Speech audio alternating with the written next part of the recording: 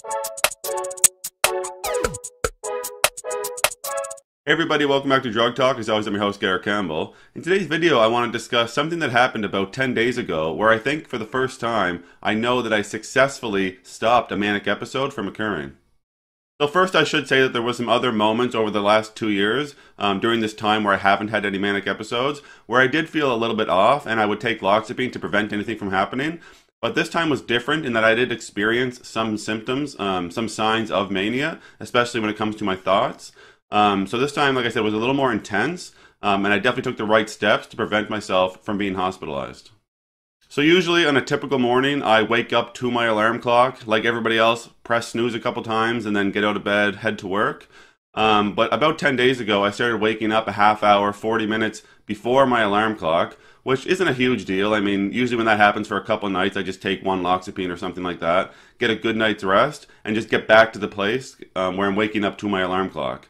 Now, this kind of escalated after a couple days, and I started waking up at about 3 a.m. So when this happened, that was kind of, the alarm bells were going off, and I really knew that I had to do something, or this could push towards mania, because like I always say, my psychiatrist told me, and I know now from personal experience, the first thing to go on the path towards mania is your sleep, so you really have to keep that in check. Now, after I woke up at 3 a.m., the next night, I took 2 loxapine and 2 zopiclone. 20 milligrams of loxapine is the same dose that I would use if I was in the hospital and I was having a manic episode. So if I was hospitalized, I would use 20 milligrams of loxapine.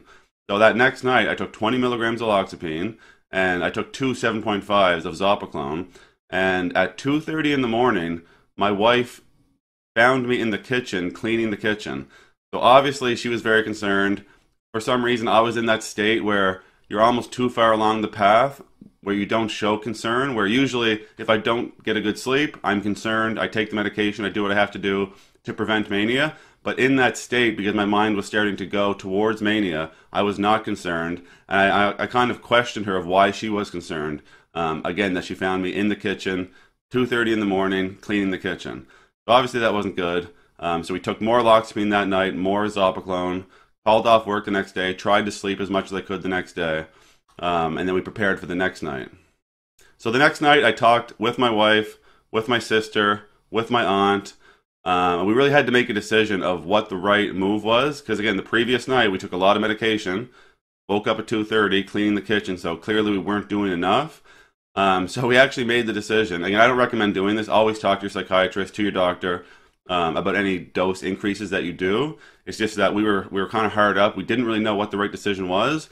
So I ended up taking 5 loxapine, so 50 milligrams of loxapine, which is 2.5 times the dose I would use if I was manic in the hospital. But again, the previous night I woke up at 2:30, so we had to do more. And I took 1 zopiclone. So the next morning when I woke up to my alarm clock, and it was like I got hit by a truck.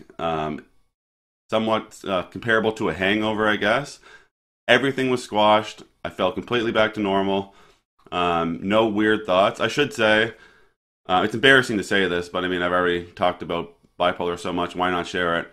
During that morning when I was cleaning the kitchen, I had headphones on, I was listening to music, and I was getting to the point where it wasn't like fully there, like has happened in the past, but I was starting to interpret music as if they were giving me messages, like directly to me, as if the songs were designed for me. That's something I didn't tell I told my wife afterwards, but not that night. So clearly that's a sign that I was on the way towards mania. So I think we ended up, although it was a big dose, and we were kind of questioning whether or not it was too much, we looked up the max dose of loxapine, and we were below that, for schizophrenia anyway. But we took the five tablets, 50 milligrams of loxapine, totally squashed everything. Like I said, woke up the next morning feeling tired, but in terms of mania, feeling great. The thoughts were gone. The impulse to get out of bed early was gone. I was back to normal. And then the next couple of nights, I just took 2 loxapine each night just to make sure that I got a full night's sleep, and I was back to waking up to my alarm clock, which is a big signifier for me that things are going okay. I do want to touch on this other point, that a big thing for me that I talked about in some of my other videos is that myself and my wife and my sister, we're able to do this now, predominantly because I quit smoking cannabis. in the past, when this would happen, I would kind of dissociate from them. I would move away from my support system and I would smoke cannabis when I was hypomanic, and that would push me into full mania. I can guarantee last week, if I was smoking cannabis, I would be in the hospital right now. 100%. I know what the feeling was. I know what I would have used to do if I was smoking cannabis. So the only reason I feel like I'm able to pick up on these signs, still be open and honest with my family and with what's going on, and kind of realistically observe my thoughts. I'm not able to do that with cannabis. So, like I said, again, if I was smoking cannabis last week, I would be in the hospital right now. So I'm very grateful that I was able to get that out of my life, and now I can kind of manage bipolar with more clarity. And I have to say, this is great news. I'm very happy about this. It kind of gives me confidence moving forward into the future, especially for another reason that I'm going to talk about in my next video. Got some big news. But yeah, it really makes me feel good that I can catch these things. And every time I'm on that path towards mania, it doesn't necessarily mean that I have to end up in the hospital for 30 days. I can go back to regular life after taking medication, continue going to work, continue living my life. So it's all good. I just wanted to share this story with you.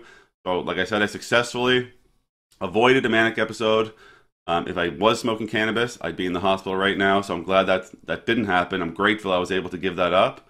Yeah, so that's all I really wanted to share. As always, if you want to support the channel, you can like the videos, share the videos. Most importantly, subscribe to the YouTube channel. And we'll see you next time. Take care.